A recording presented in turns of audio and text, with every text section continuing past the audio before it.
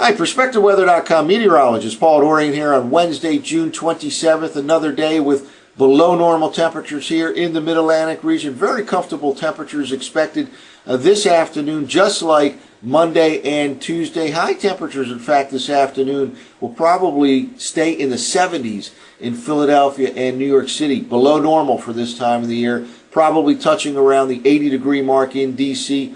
Plenty of clouds around. It looks like a good chance for showers by mid to late afternoon across much of the I-95 corridor. Certainly occasional showers overnight tonight with possible embedded thunderstorms, and that threat for showers and storms will continue through the first half of the day on Thursday. And again, there can be some of the rain that falls down heavily at times later on tonight and into tomorrow morning. The heat and humidity build tomorrow afternoon, but especially by Friday afternoon, when high temperatures should reach the 90-degree mark in D.C., Philadelphia, and New York City. It looks like it stays hot and humid this weekend, and generally rain-free conditions expected for Friday, Saturday, and Sunday. The threat for showers and thunderstorms will, however, increase again by later Monday, and that threat will continue on Tuesday and Wednesday as well. Again, uncomfortable heat and humidity for Monday, Tuesday, and Wednesday. But there are some signs that it gets a little better again by later next week in terms of the temperatures in the northeastern part of the country. Let's take a look at the radar loop. First of all, there's a band of showers right now crossing northeastern Pennsylvania. There certainly can be a shower or two across northern New Jersey over the next few hours into the New York City metro region. Not much, however. This is tending to fall apart on its southeastern flank. This is the main area I'm looking at here, out across western Pennsylvania, northern West Virginia. This holds together, it looks like, over the next few hours as it basically moves from west to east. Good chance for showers by late today in D.C., Philadelphia, maybe by the end of the day in New York City, and that threat for showers and embedded thunderstorms will certainly continue tonight into the first half of the day on Thursday. Well, let's take a look at the surface map. A couple of features here I want to point out. First of all, we've had strong high pressure to the north, and that has contributed in large part to our below normal temperatures and comfortable humidity levels over the past couple of days. That is shifting off the coast today. This frontal system with associated surface low pressure areas basically moving from west to east, and that will generate some showers in the I-95 corridor from later today into tonight and the early part of the day on Thursday. Once that passes on by later tomorrow, will become noticeably warmer and more humid later tomorrow. High temperatures again today confined to 80 or below in D.C., Philadelphia, New York City, probably 85 to about 88 degrees tomorrow afternoon, and then a flirtation with the 90-degree mark, quite likely Friday afternoon. Well, let's take a look at the 500 millibar height anomaly forecast maps from last night's Dixie GFS model run. We'll see the development of this heat wave in the northeastern part of the country, but also signs that it won't go on indefinitely. It looks like by later next week there'll be a northwest flow in the upper part of the atmosphere in the northeastern U.S.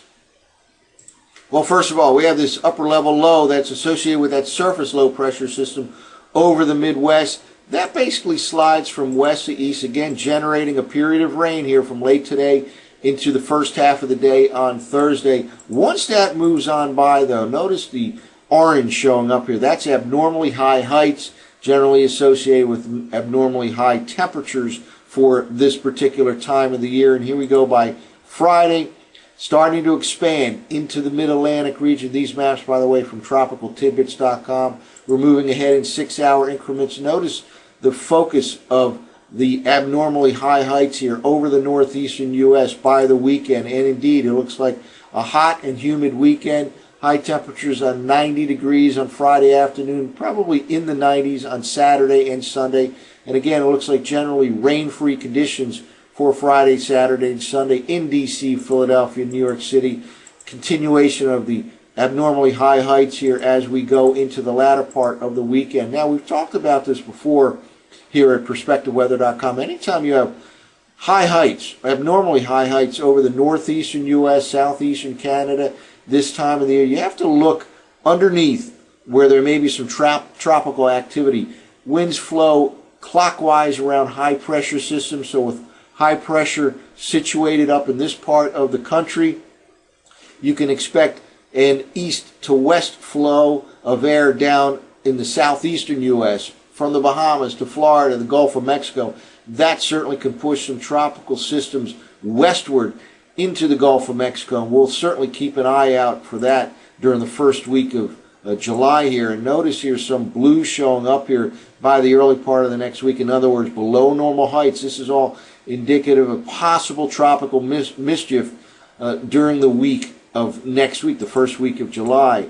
Now, another thing I want to point out, we'll keep moving forward here. Now we're at the Tuesday of next week, and even into, here we go, Wednesday morning, the July 4th holiday. Still, high pressure ridging over the Great Lakes, over the northeast U.S. Above normal temperatures continue on the 4th of July, next Wednesday, in the I-95 corridor region. However, look beyond that. What starts to happen here is the main focus of the abnormally high heights shifts from the Great Lakes and the northeast U.S.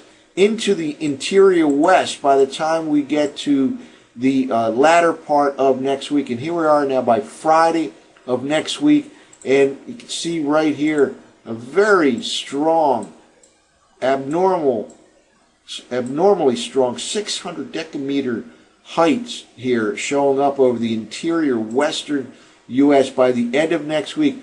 And what that does is that promotes a northwesterly flow of air into the northeast U.S. So that'll keep a lid on temperatures by the end of next week. So again, we're just beginning to get into this hot and humid spell by later Thursday, but especially on Friday. And we already see kind of an end in sight in the northeast U.S. So let's keep moving forward here. And again, that main upper level region is focused over the interior west, the Rockies, by the end of next week.